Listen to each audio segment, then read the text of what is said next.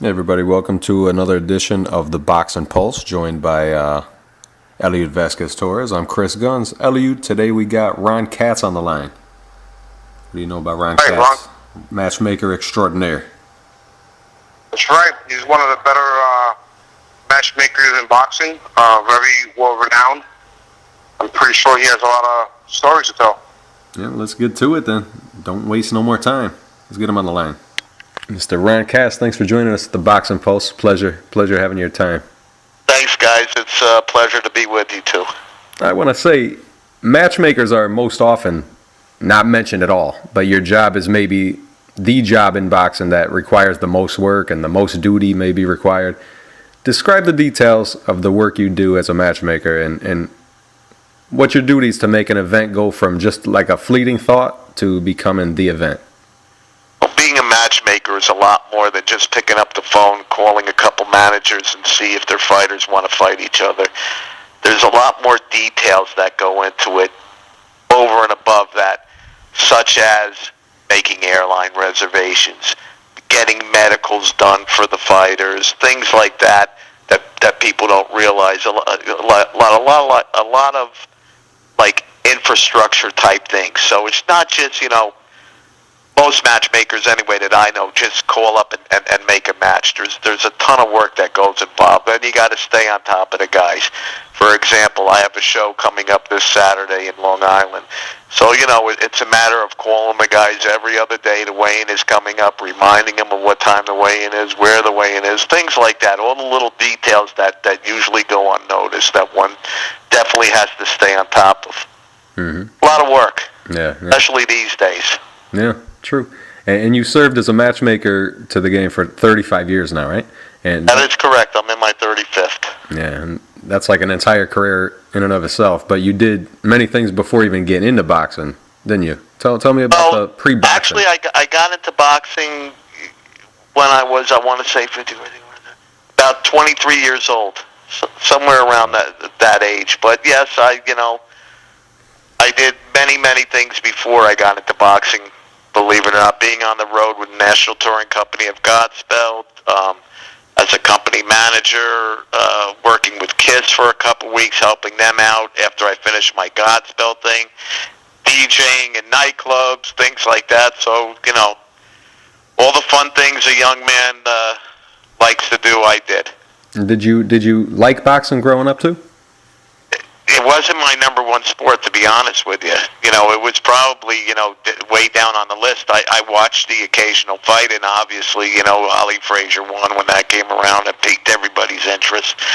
But, I was a baseball, hockey kind of guy. Mm-hmm. And how did you decide to go into the business of boxing, and how to go from just thinking about it to actually getting into it? Well, there really was never any thought about it, getting into the business, to be honest with you. But what happened was, when I was on the road with Godspell, I was working for the late Lou Falsigno, who was one of the creators of the technology with Barry Bernstein and Mike Mallett for closed circuit TV. He was an engineer by trade. So, long story short, when I came off the road for Godspell, he started doing these closed circuit things, and then he started running live events in our hometown of White Plains, New York. So I was kind of like a jack-off of all trades, and that eventually evolved into what I'm doing now. And that was actually my first entree into the sport, doing a little publicity, a little of this, a little of that. And then I met guys like Johnny Boz and Bruce Trampler, who were my first two mentors, and started getting into the matchmaking sort of thing probably in the late 70s. And you went to work with the best. Tell me about your meeting Teddy Brenner, legendary matchmaker. Yeah, listen, I was at Top Rank as the East Coast matchmaker for 15 years, and for the first few of those years before he became ill, I had the pleasure of going into Manhattan every day from my home in Long Island and sitting next to, the greatest matchmaker of all time. So the education I got from Teddy is what carried me through to where I am today. And what kind of guy was Teddy? Teddy was the best. Just one of those old-time Damon Runyon-type characters, great stories, a wealth of knowledge, would give you the shirt off his back, so charitable. I mean, people thought he was a tough guy, this gruff guy, I mean, when it came to business, Teddy was all business, but, to know and work with him and become friends with him the way I did was something I wouldn't trade it for $1 million. Maybe $1.5 million, but not $1 million. What did Teddy tell you about his days in the 50s promoting shows in the House of Upsets, a place called Eastern Parkway? What do you tell you? The one thing Teddy always taught me, the first thing I learned, and I kind of knew this already, and I kind of patterned myself when I was with HBA, Houston Boxing Association, for 4 years prior to Top Rank, and that's how I became noticed because of the amount of shows we were doing and the quality of those events. And once I really got into it, which was then, I kind of, did my research on Teddy. And the one thing Teddy, I patterned myself after Teddy, and that's why they call me Young Teddy. And the one thing Teddy taught me always, and sometimes you can't help it, but was to try not to make a match that you wouldn't want to see yourself. And that one thought always stuck with me through all these years. Now, sometimes it's unavoidable, and there are plenty of matches we make that we don't want to see. But, when you're really going at it and doing it the right way, that's the one thought that always stays in my mind that Teddy taught me. And Teddy made a lot of those fights that he made from Eastern Parkway, he made into return bouts that were even bigger at the Garden. Yeah, absolutely. I mean, he was legendary. I mean, Teddy, that's during the golden era of boxing. He was, and Teddy didn't take no shit and did things the way he wanted to do them. And that's what, made him a great matchmaker. And I'm privileged and honored when people even compare me to him. I mean, it's a real thrill for me. So, but that's how I've gone about my whole career. And you knew Teddy probably better than most people ended up knowing him. What were some of those fights that made him proud that he had made, and what did he say there were about too many, man, Chris. There were just too many. I mean, the guy did thousands and thousands and thousands of great fights. I mean, and the stories, because Teddy, being as well known as he was and having the associates he had, went beyond just boxing. I mean, the guy rubbed shoulders with a lot of celebrities. I mean, they used to come into the office. It was great. I mean, Mickey Mantle would walk in, Roger Barrett would walk into the office, guys like that, and I'm sitting there going, blah, blah, blah, blah, blah, look at Mickey Mantle. I mean, so that was great. And just the stories and Teddy's own little crew there, the guys with the nicknames Wazzle and this guy and that guy, it's just stuff that you can't make up. Who were some of his favorite fighters? Sugar Ray Robinson, for sure. Love Sugar Ray Robinson. Yeah. What was the first big fight that you made from the ground up? Oh, my God, my memory banks, are so bad, I really have to think about it. But probably the one that stands out, well, I mean, and again, my memory ain't what it used to be, so I mean on the dates of them. But, James Toney and Michael Nunn, Roy Jones and Bernard Hopkins, fights like that back then were the start for me, and then it just, went on and on and on and on. For the Foreman and more, I had a big part in making that happen. Needling Teddy Atlas every day, because Teddy and I at that time were very, very close to where I finally wore him down and the right deal came on paper, that Bob put together and the fight was made. And being that you already had success in your life before boxing, what was the difference? I didn't have really too much success, you know what I'm saying? Okay. I was just a kid, but... How'd you feel when you had that first humongous event come off? How'd that feel? Oh, it's goosebump, in time, and you feel a sense of accomplishment. Yeah. Elliot, you want to jump in? Yes. How you doing, Ron Katz? Ellie Vasquez Torres. Hello there. How are you? Good. Thanks for being with us. Yeah, I just want to start, in the beginning of your career as a matchmaker, right away, is it something that you wanted to do, or did it take years to adjust? No, I mean, like I told Chris, I it was the last thought of my mind. I wanted to be a baseball player. I just wasn't good enough. I tried, but I just wasn't good enough. But, boxing wasn't high priority. I kind of, was thrown into it, luckily, as things turned out. So, I wasn't even that huge of a boxing fan. I like to watch fights now and then. But then once I, immersed myself in it, forget about it. I became obsessed with it. I remember, that started really, excuse me, after the stuff in White Plains. I went to work with Butch Lewis as his matchmaker, with the Spinks brothers, Greg Page. I've got some great pictures where they actually stayed at my mother's house. And then me and Leon became friendly, and we were sort of into the same kind of thing, if you know what I mean. And, we used to disappear. Butch used to go wild, things like that. But, then I started with HBA, and that's when I really, became gung-ho with it, where, I would tape every single fight on TV on my VHS, the old 8-track tapes, because we were doing so many shows that I had to start building my knowledge. And again, guys like Johnny Boz were tremendous help to me early on. He kind of took me under his wing. And then, it melded from there into Top Rank in 1985, and, I had a good run with him through 2000.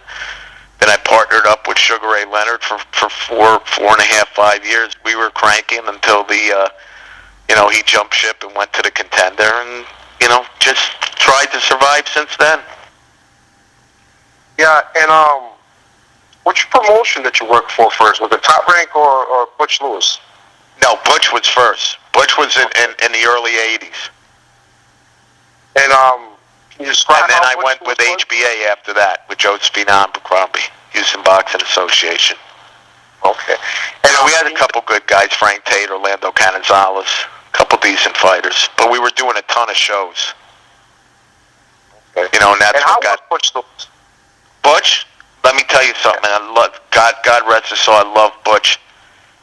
The best, and I say to this day, the best times I ever had in boxing were with Butch Lewis, but I never made a nickel with him. Not one red cent. But I had a great time for the couple years I was with him. But Butch was terrific. I love Butch. And do you think that he was misunderstood by a lot of people because maybe of his controversial ways, or? No, Butch was Butch. And let me tell you, anybody would tell you, outside of, the business area, people would love to hang out with Butch. The partying we used to do, forget about it.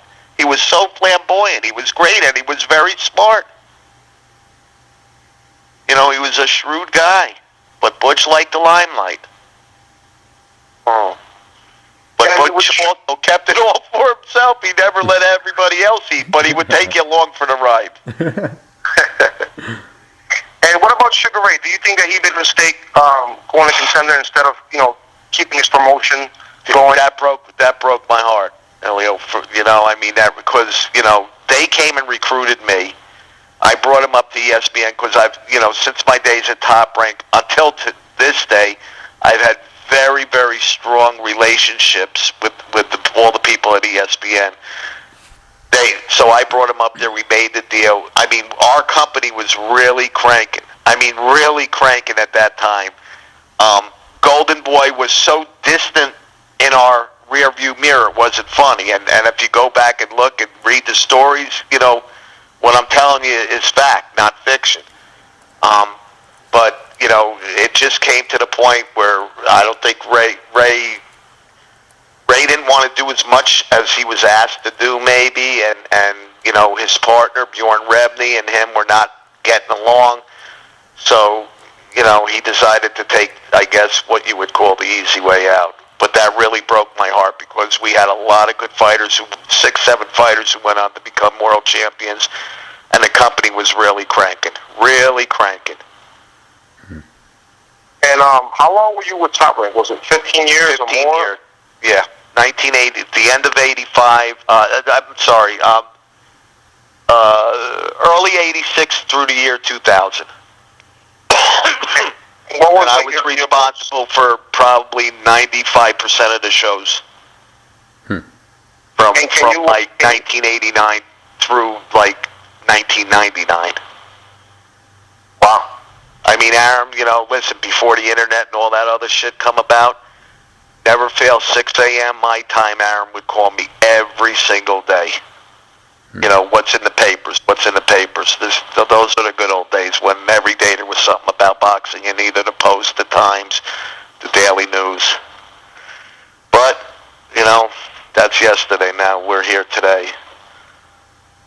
And can you tell us what were the more memorable fights that you put together for Top Rank? Well, like I alluded to before, the first real significant one was James Toney and Michael Dunn. I mean, but there were so many, you know, Vince Phillips, Costa Zoo, Foreman Moore, you know, Durant Barkley fight. I mean, there were, the Leonard Hearns, the final one, the Leonard Durant final one, you know, involvement and all that. It's just too many to even remember. Because, you know, I mean, you know, when you do as many fights as I do, you know, they all start blending into one fight. So it's tough to remember. Yeah. There was one fight in particular that you did for Top Rank, and it was a fight that involved Butterbean, Evercash, in a fight which he lost. I don't know if you can comment on that fight. Well, what's the comment? You know, I had him in with Mitch Rose, who was 1-6 or something, whatever at the time. I don't remember what he was. But Mitch had competed in the New York gloves, but, you know, his career never went anywhere. He was a once-a-year fighter. But for Butterbean, you know, it was like, you know, Rocky Balboa fighting Apollo Creed. He decided to actually train for the fight, and he threw a beating on him. Mm-hmm. Yeah. You know, what can I tell you? I mean, you know, listen, Butterbean, you know, 2 or 3 fights up until that point, you know, was lucky to get decisions, you know, so, I mean, listen, hindsight, I wish it never happened because that was the first, you know, I mean, you know, my relationship with Aaron was never the same after that, you know, and I mean, you know, it's a shame, but, you know, he was so in love with Butterbean, you know, but what the fuck? Yeah. And I like Bean, too. And Bean even said to Bob, hey, don't blame Ron for this, blame me. I should have licked that guy. I mean, he actually stood up for me. That's cool. That's a cool But, you know, I didn't even want to make the match. I told Bruce, I said, Bruce, you know, I mean, it was like a setup. I said, stop, you make the match, man. Because, you know, whoever I'm going to get might lick the guy. Yeah. And sure enough, it happened. One memorable match, see, as you talk to me, like the memory chips start going off. Murky Sosa, Prince Charles Williams fight. Oh, that was probably Lord. one of the best matches I ever made for Top Rank, because that's a legendary match that was on ESPN. Just a brutal, brutal match. Did you do the second one too? I did them all, yeah. That was... Second one wasn't as... It was still a good fight. First one was sheer brutality, where we actually had to help a couple women out of... And this is the truth, out of the arena, because it got so savage. Yeah. You know, because they were both big, strong guys who could punch, and I mean, the shots they were ripping each other with. Yeah. I wanted to get into the mindset of a matchmaker. You do have to work for someone. If you're with Top Rank, your agenda is to build a Top Rank guy and make Bob Arum happy with the outcome. But it's also, you got to make the fans happy too. How hard is it to balance pleasing all these people with different agendas? When you're as good as me, it's not hard at all. Yeah. And it's never has been. Yeah. Now, there's more emphasis today on guys winning than there was back in the day. Because there were a lot more avenues, you know, for the guys to fight on, you know, vis-a-vis network TV. But, you know, I mean, you know, I had the reputation and still do, you know, oh, don't let cats do your matches, he'll bump you up, you know, don't let them do, you know, but I built plenty of, you know, at last count over 150 guys throughout most of their careers into world champions. You know, my philosophy has always been, you know, listen, you got to fight. You know, if you're going to become a world champion and want to stay a world champion, you got to get in there sometime. Yeah, and you said it yourself, you have to kind of immerse yourself into the sport. I'm sorry, I thought you were done. No, go ahead.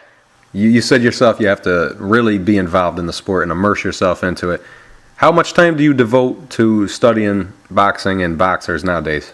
Now, to be honest with you, not nearly as much as I used to. But back in the day, in the 80s and 90s, it was 24/7. Yeah. I mean, nonstop. I mean, my phone, my wife, threatened divorce on numerous occasions because the phone wouldn't stop ringing. Mm-hmm. Even if I shut it off, it still found a way to ring. Yeah. It was crazy. Yeah. And there's an old saying that I think matchmakers might be able to understand more than anyone. Styles make fights, don't they? They usually do, yeah. I've always pondered that statement, though, but when you break it down, I guess, styles do make fights. Mm-hmm. But, to me, fighters make fights.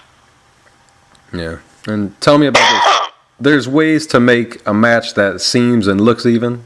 You got guys with similar skill level and similar points in their careers, and you could still find a way to benefit the fighter you want to win. How do you go about that?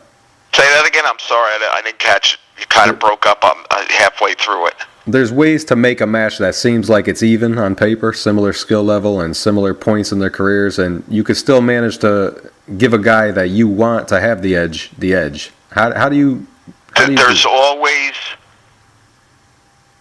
how should I say it, maybe underlying things where your fighter is capable of doing something and the other fighter isn't capable to react the proper way to my fighter doing that, which will give my fighter that edge. And I'm going to give you a perfect example of it, and that's the match I made last year with Delvin Rodriguez and Powell Warlock. Mm-hmm. I knew, even Delvin being off, moving up in weight, based on the styles and how well I knew Delvin and how well I knew Powell, and Delvin showed it in the rematch, and that's what I expected the first fight, to be honest with you, that Delvin would do certain things that Warlock would have no clue on how to react to those things. Mm-hmm. So that's a little thing you have to look for, that if your fighter can do something that the other fighter isn't going to be able to react to and score effectively because of your fighter doing that, even though on paper, the match looks even, then that's one of the things I look for. But it doesn't always work, especially nowadays, because the quality of fighters is nowhere near what it was, back in the day. Yeah. Now, back in the day, matchmaking was easier, they said. Well, I mean, it was easier only because there was a surplus of good, solid fighters. Forget about the elite guys. Mm. There were journeymen, what I call journeymen, and that's not a disrespectful term if you know what journeyman means, fighters who would have been easily world champions today. Yeah. No, definitely. And no matter how much you do for someone, and you did kind of allude to that for the Butterbean fight, but boxing can be a business of what have you done for me lately type stuff. What's the pressure like on a matchmaker? How much? I mean, listen, the matchmaker, creates his own pressure, hoping guys show, hoping you don't get that call 2 days before the fight saying, oh, my fighter's hurt, things like that. So it's a very intense, pressure-filled job that, you got to have balls of steel to do. You really do. Because, I mean, it all falls on you. Mm-hmm. You're the heartbeat of the whole operation. Yeah. And you being the possible best in the business, give me an example of problems you can have in making a big fight happen. Like today, it's Mayweather and Pacquiao. What would your job be to make that fight happen, even though, myself, I lost interest in the fight? If I was still with Arum, I would march it to his office, which I've done plenty of times in the past, grab him by the collar and say, what the fuck is wrong with you? But that goes back to my previous comment of how things are today. If that was the 90s, the 80s, you would have seen the trilogy already. Yeah. Yeah. But for whatever reason, I don't have the answer. I don't think anybody has the answer. The match has not been made.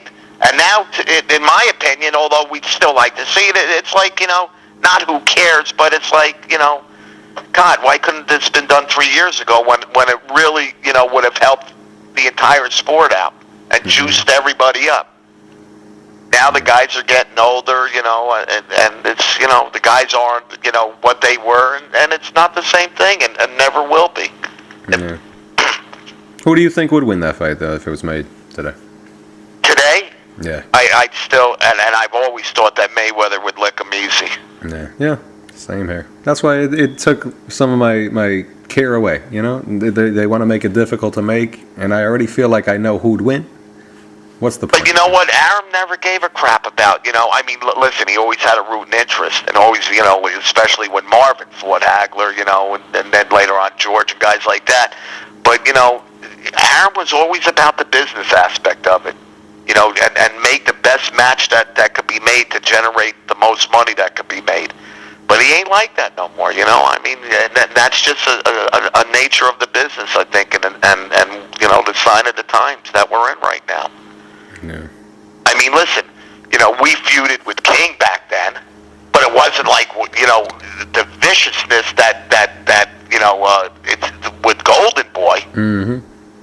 And there were, on the rare occasion, fights we did with King on a very rare occasion, but like I said, I mean, it's just vicious between the two, between what's going on, between Golden Boy and Top Rank. What do you think that stems from? Is it because of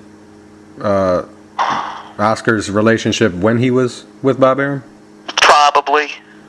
What was it like? What was that like? Listen, for when I was on the scene, and listen, me and Bruce, did a huge recruiting job to bring Oscar to Top Rank because he was about ready to sign with King. Because Arum, only showed mild interest in him at the time when Bob Middleman and Steve Nelson, who were his then managers, kept telling me and Bruce, look, if you guys don't move, we're going to King. But at that time, Arum, it was like an adopted son. Yeah. But, listen, Arum could be, misinterpreted and crotchety in his old age as he is getting older, not his old age, but as he's getting older, and Oscar has his thing going, but, and then you throw Schaefer into the mix, and it becomes ugly. Yeah, what'd you think? There's a lot of fights out there that would be really, really good fights that could be made right now that would help the overall sport. Yeah, like on the same night you had Sergio and Chavez, and De La Hoya decided to put Canelo in the ring with Josecito in the same city on the same night. Yeah, which is just stupid. Yeah, that was. I mean, even if it was successful, which I have my doubts. How successful they actually were with ticket sales. Mm-hmm. But I mean, it's just, and you're doing a disservice to your own fighters because the other fight is going to garner the most attention. Yep. Where did all the press go? They went, yeah, exactly. And that's the bottom line. Wherever the media goes, then which event is the big event. You said it. Eliud. Yeah. Ron, I want to ask you one question. I want to go back real quick to the Sosa and Williams fight because it's such a memorable fight. I mean, after 7 rounds, it was ruled a draw. I mean, do you think that was the right decision? Well, actually, yeah. Well, I remember it vividly. Like, some things you just remember. I can remember Dr. Doggett at the time. He walked over to the Williams corner, and he said, "That's enough. There's no way," because Williams was completely busted up. Then the cornerman of Williams, I forgot who it was, might have been Marty Feldman, I think, started yelling at him, "Look at the other guy, look at the other guy." So he walked across the ring and looked at Sosa, who was equally as battered and beaten up. I mean, they were just, Sosa was on the verge of stopping him, too. Mm-hmm. If it went another round, Sosa would have stopped him. So he looked at both corners. He went to Larry Hazard. Larry called me over. Michael Buffer was looking like, well, what do we do now? He was in his early days. And Larry said, "Look, this is what we're doing." I said, "Okay." And that's what they did. First time and only time that I can remember that a doctor stopped the fight because neither corner could continue from the amount of punches. The doctor was really worried about both guys. Oh. And poor Buffer didn't know how to announce it. Larry had to well, come over here. This is what exactly we had to write it out for him what to say. Wow. And how proud were you when Teddy Brenner was elected to the Hall of Fame back in 1993? Well, I mean, listen, proud isn't the word. I mean, it was expected, but it wouldn't be a Hall of Fame if he wasn't elected. I mean, the guy was just that good. He was the Babe Ruth of matchmakers. Right. And speaking of matchmakers, how was your relationship with Bruce Tremblay? Bruce and I, listen, we know each other 30 years. We're fine. We share a KO card together. We're linked forever. like Gotti and Ward, we're linked forever on a KO boxing card. Yeah, so I actually own Bruce that is card. a very unique individual. Hmm. I mean, listen, we don't talk that often anymore, but when we are together, it's always a bunch of laughs. So, yeah. And how about when you made the Hall of Fame? Yeah, well, I didn't yet. Elliot, man. And what I'm trying to say is that you should make the Hall of Fame. I mean, well, then why didn't you say that? Like, what's up with that, Elliot? I think there are reasons which we'll not go into, mainly Ed Brophy, but we won't go into it why I haven't been on the ballot. But there are certain individuals who will go unnamed who are making the big push. Mm-hmm. I honestly think that you should be. I mean, to me, you are in the Hall of Fame. Well, listen, I appreciate that. And I'm not patting myself on the back, because if you know me, I mean, early on, I was the most difficult guy to deal with, because all of a sudden I was in this power position. It went to my head, and I try to tell guys now, like Brad Goodman, who was attached to my hip as a kid. I took him under my wing. And took care of him, and now, trying to tell guys like that, don't be like I was, because I was hated for many years. Hated. Because I was an asshole. You know what I'm saying? Because I was so powerful, and I let it go to my head, because, here am I, a kid off the streets of White Plains, and now I'm one of the in Ring Magazine for God knows how many years in a row, one of the top 5 power guys in boxing during the period of, 1987 to 1996. So, I mean, the point I'm trying to make is that, if I was in any other sport, for the things I've done, for the amount of years I've done and maintained what I feel, even though maybe not the quality of fighter, but the excellence of fights that I've made, I'd be in the Hall of Fame tomorrow. But, that's another story. It'd be nice, but what can I tell you? I'm sorry to jump in, Elliot, but what humbled you, Mr. Katz? You really want to know? Please, if you want to share. A couple unsavory characters saying, you better change your fucking attitude or else. This happened in, I want to say, the early 90s. Okay. Enough said. Sometimes you get to the point where, you can say things to whoever you want to say things to, and you feel there will be no repercussions. Yeah. Well, thank God I knew people, because there were no repercussions, but it made me think, like, hey, man, I can't do this anymore. I can't talk to people like this anymore. Yeah. Elliot, sorry. Yeah, that's fine. You're now with Star Boxing, matchmaking for them. How is that? How is that? It's all right, and that's all I'm saying. Right. I know it's not like, top rank or, or maybe even good feed, but what are the fighters that you're actually matchmaking today? Well, the best guy on our roster is, is Demetrius Andrade, but again, it's the problem when you're with a mid-level promoter that, sometimes the investment is so great in one fighter that, they're overly cautious to turn the fighter loose. And, a guy like Demetrius could be and might be one of the most talented guys around. But if you don't turn him loose, you're never going to know. I talked to him. Turn him loose, and he is what you think he is because of his pedigree and how he's matured, then you can have a superstar on your hands. But you got to, Joe Hanks is another one. He's a good, talented heavyweight. But, you can't be afraid to fight guys.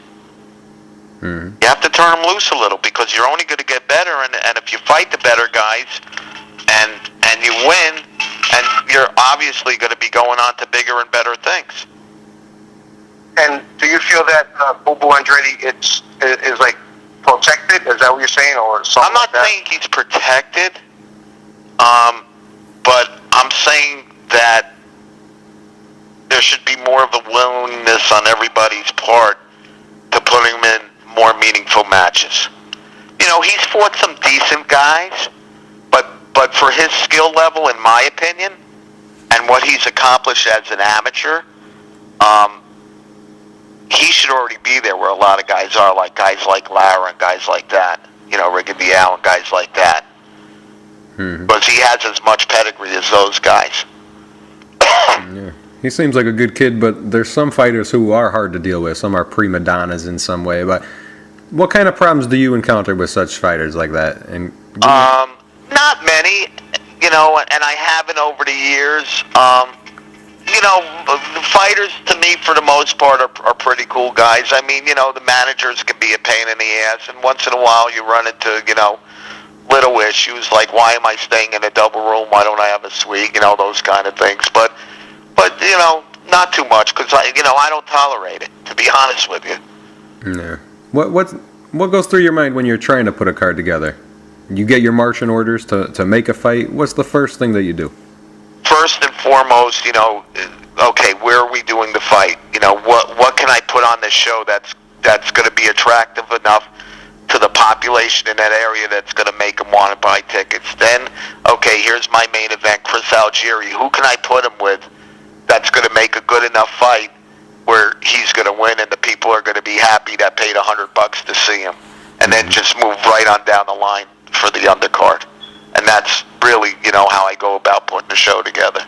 And there's different kinds of fights to be made, too. Sometimes you're trying to make a fight where the most valuable fighter gets a win, or you're trying to make a great fight.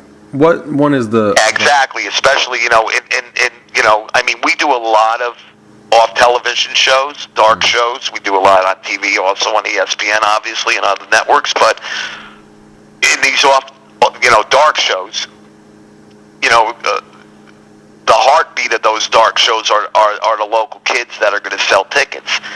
So it becomes a very difficult thing because, you know, a lot of them may not be as talented as some of the other guys, you know, that you could use on the show.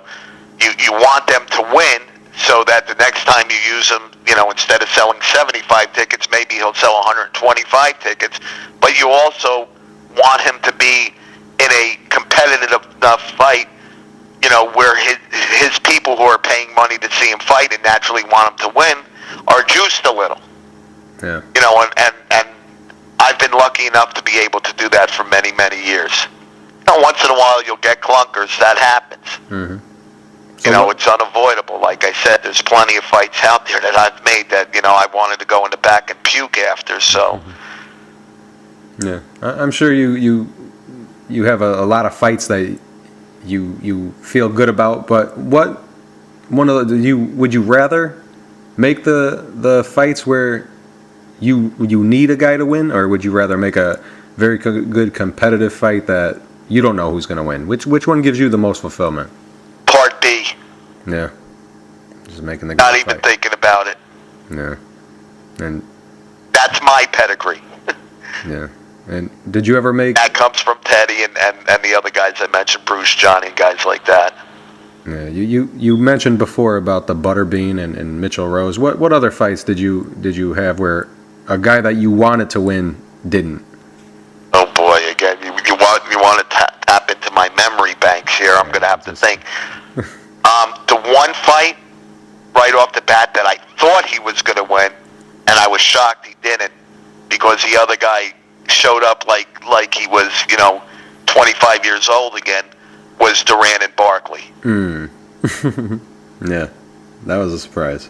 But on the flip side, and this is right before I joined Top Rank, when we did Barkley with Hearns, I told Aram, I said, you know, Hearns is getting knocked out. And he said, you're out of your fucking mind. What do you know? You're crazy. I said, all right, you'll see. We all made money on that fight. Good money on that fight. Yeah. Yep. And I'm sure it's the euphoria that you feel when something surpasses expectations. But how about the opposite? Oh yeah, I mean there's no feeling like it. Yeah. Did you ever, the opposite I'm wondering about, have you ever made a fight where a fighter actually died? It must make you feel as low as you I've had a couple close calls, and I've been doing this, for like maybe the last 30 years. I say a little prayer before every one of my shows for protection of the fighters. That's just between me and the guy upstairs. So. Did you always do that, or had a couple close calls? Yeah. But never, thank God, anybody who's passed in the ring. Yeah, thank God. I thought was definitely going to go, but he ended up making a Russian kid. Yeah. Some years back. What's a small list of the fights that you're most proud of that you made? Small list. I know it's asking you. The one I always point back to, because that that got a lot of notoriety, was James Toney and Michael Nunn. I mean, the Sosa Williams fight, the Foreman Moore fight. God, there's just been so many. It's tough to think.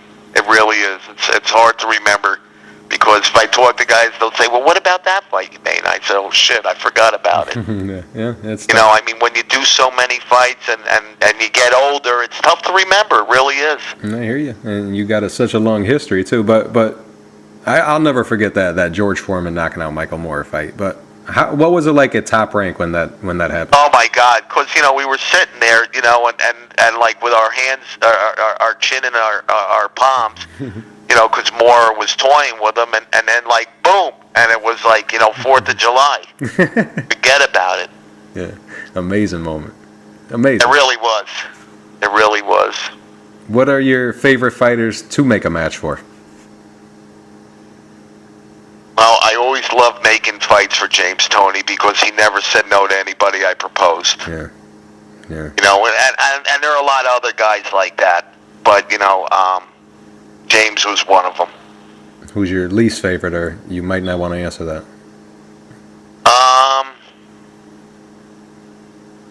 And I like making matches for Delvin Rodriguez. He's the same way. He says, "I don't care who, just tell me where, when, and how much." Yeah, just. I don't really have any least favorite guys that I want to make matches for. I mean, nothing like that. And that I can think off the top of my head. Who's your favorite fighters of all time? Small list. Sugar Ray Leonard, believe it or not. I mean, I love Ray. I love Duran. Early Duran, vintage Duran. Then older fighters, obviously Sugar Ray Robinson, Barney Ross, Benny Leonard, Henry Armstrong, guys like that. Love them. Yeah. Yeah. And how about your top 5 today? Today? Yeah. My favorite fighters? Yeah. You don't even have to work with them. You just your favorite fighters to watch.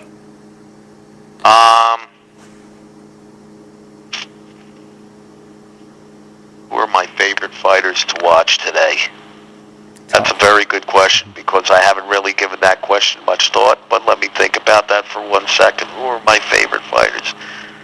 I like watching Mayweather, because I also had a hand in bringing him to Top Rank, and always thought that he was going to be a pretty good fighter, and he turned out to be probably the best of his era.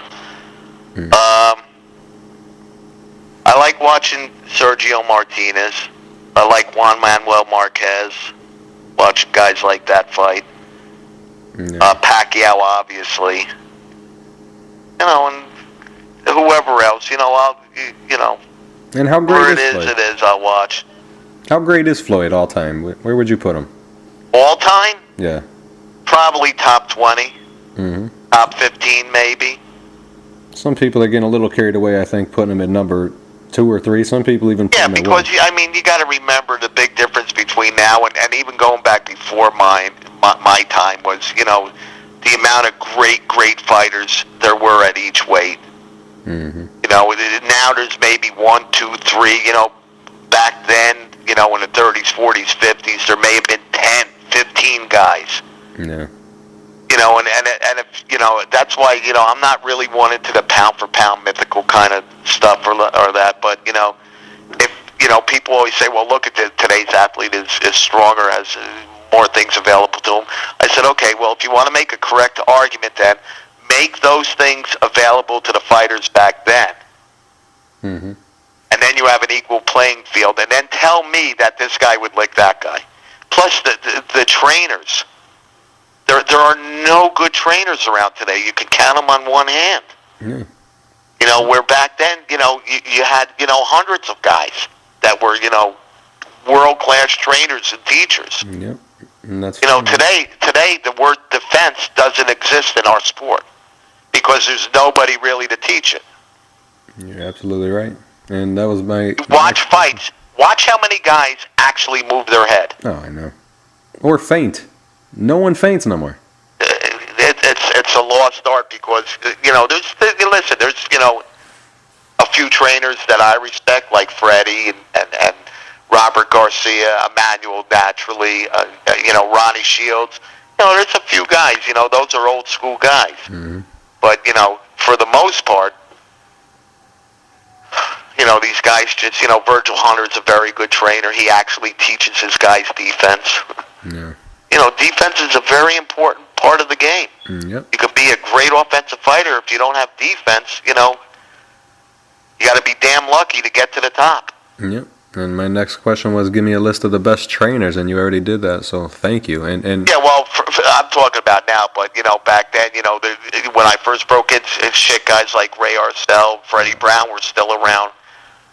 You know, Al Braverman was a hell of a trainer, guys like that. Bill Miller. But Gil Clancy, guys like that were, yeah. you know, I mean, those were great trainers. Eddie Futch. No, they don't come like them no more. Totally. No, I mean, unfortunately, you know, and you know, there are very few students of those kind of guys. You know, Bill Miller, who trained James Toney, was an unbelievable trainer. You know, he gave me such an education on how to train fighters. Yeah. You know, because I spent so much time with him. But, you know, again, you know, Freddie is a disciple of Futch, but there aren't guys, you know, enough guys who are disciples of, like, the Freddie Roaches and the Virgil Hunters and the Ronnie Shields, you know, kind of guys around today that can impart their wisdom, you know, to the next generation. Yeah. What happened to There's a huge gap there because, you know, it's sad because guys can't fight no more. I know. I don't know what happened to Watch even the best fighters, and you watch them throw punches and how they just lay out there. Yep. And yet the other fighter doesn't take advantage of it. Guys do not move, and that's my biggest bugaboo. Guys do not move their head anymore. Now, I'm not talking about sliding with your shoulders and ducking and jiving. Just talking a simple, basic defensive maneuver. Move your head. Punch, move your head to the side. Mm-hmm. You know? Yep. Move your head out of the way of a punch. Things like that. Guys throw, you know, get so offensive crazy, and they just leave it out there. Yep. It's amazing, but... It really is. No. And just give me a couple. I know Andrade's one of them, but who's some other young fighters that you have that you think can achieve greatness? I really, and he fought for me early on in his career.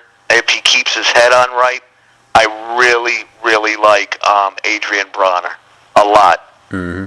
You know, if he, you know, as long as he keeps his own identity and tries not to be something that he isn't, I think he's got all the talent in the world, and he's got a lot of charisma, and that's what you need in this business. You know, talent will only take you so far. You need that charisma to become, you know, the superstar like a Floyd Mayweather.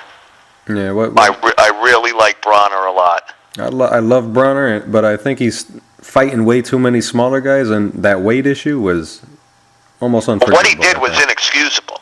Yeah. Was a disgrace. Yeah. I'm just talking purely from a talent and charismatic level. Yeah.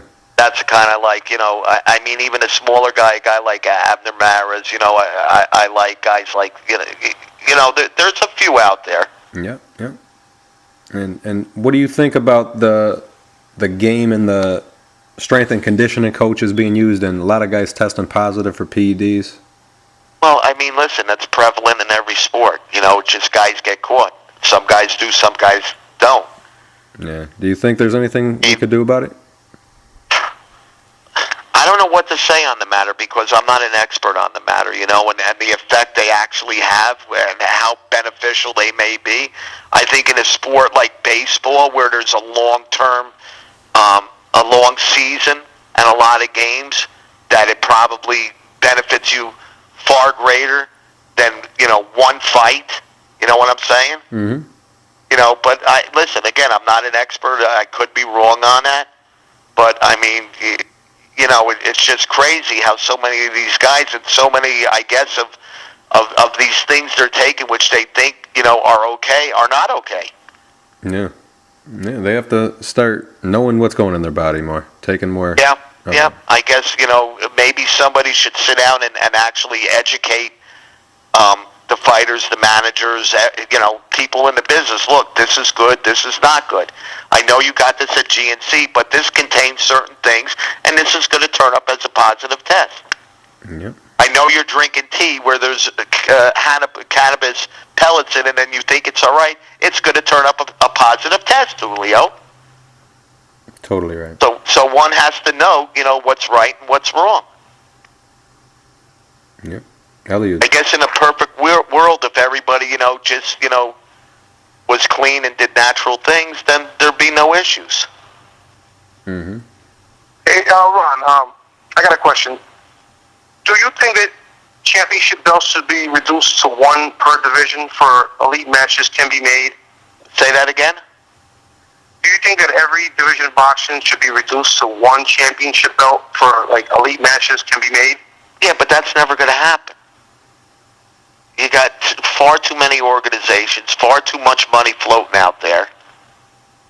From a purist standpoint, of course. But it'll never happen. And that's why nobody gives a shit about being a champion anymore, and the public doesn't give a crap about championship fights anymore, because there's 9 champions per division. Yeah. Yeah, and look at someone like Floyd Mayweather who fights once a year, once every 16 months. Where will the contenders go when they're sitting? Of course, that's another thing. Just don't fight enough. But again, that's just the nature of how our business is now. I think the business is pretty strong, actually, because, there's numerous networks like Wealth TV that are epics, that are, these secondary networks that are televising, decent fights. Besides, the ESPNs, the Telefuturas, obviously the premiums, and the Fox Sports Nets. So, that's great that there's a lot of activity out there.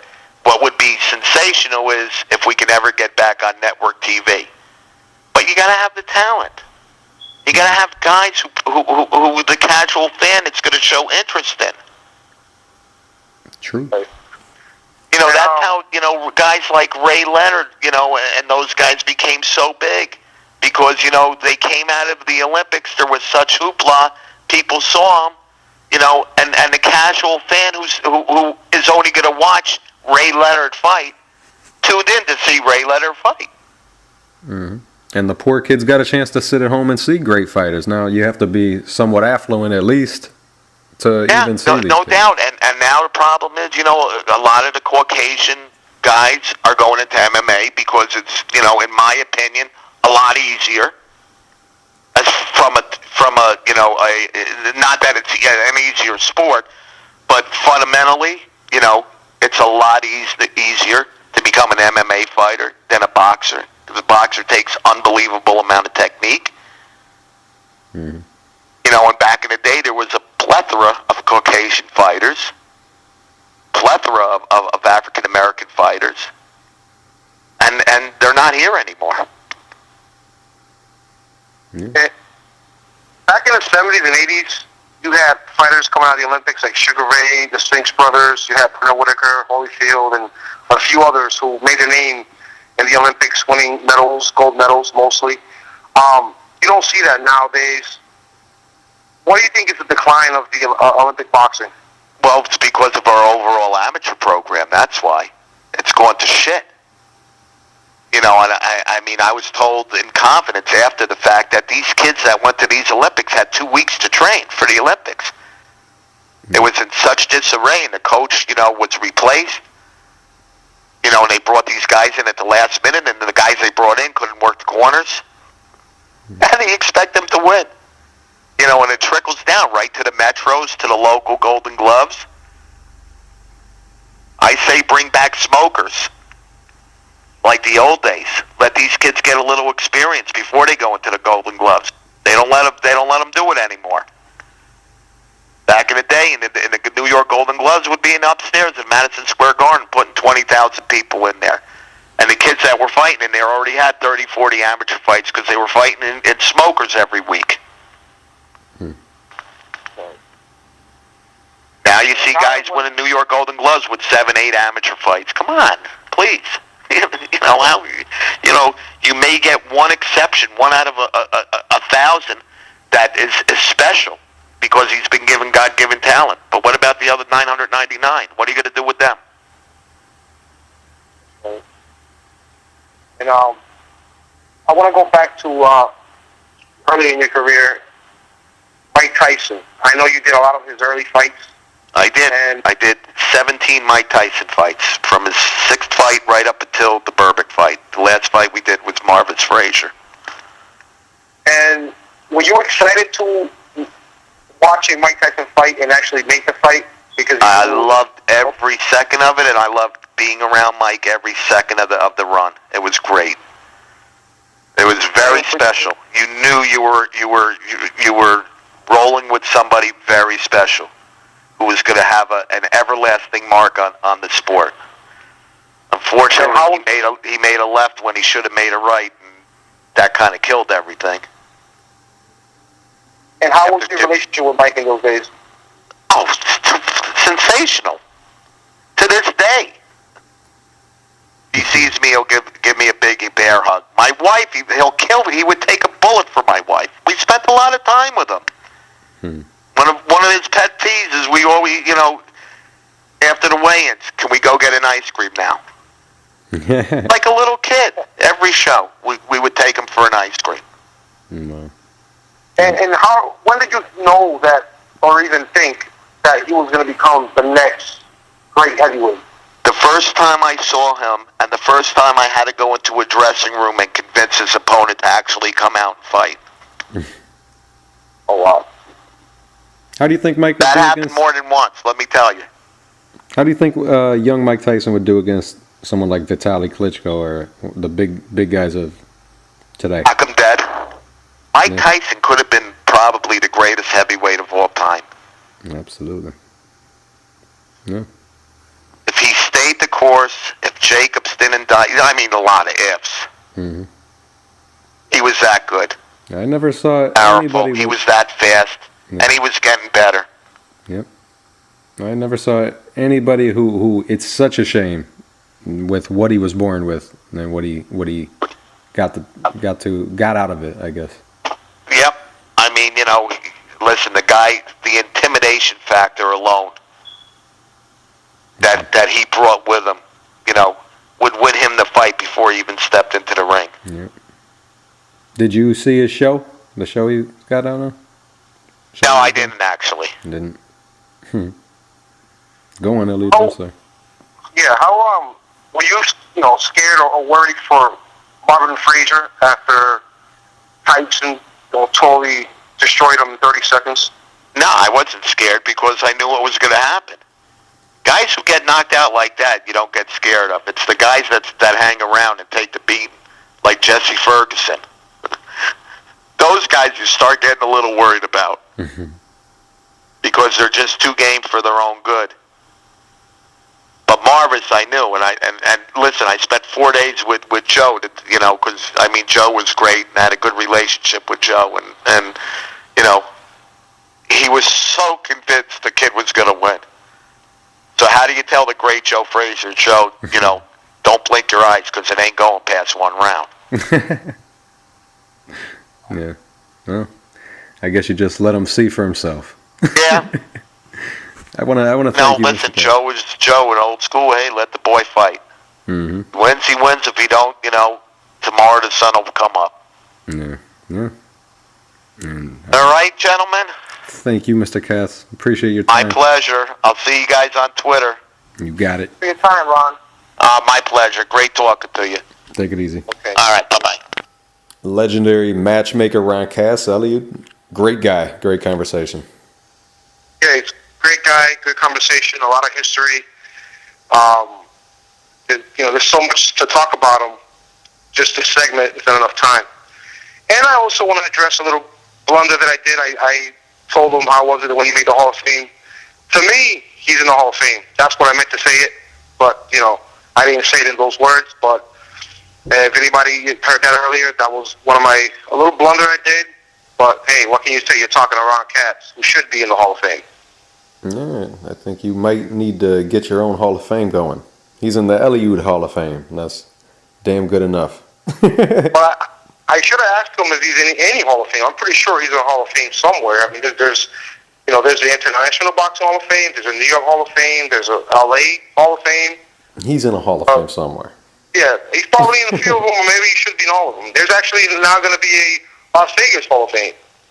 Yeah, I mean, he learned right from the greatest matchmaker of all time, Teddy Brenner. So I think one day he will be. So no sweating there. Maybe you're just being a psychic. You know what the He's already in my Hall of Fame, so I'm just kidding. That's it. And I want to thank you, Elliot. Great interview. I want to thank Mr. Katz, Ron Katz.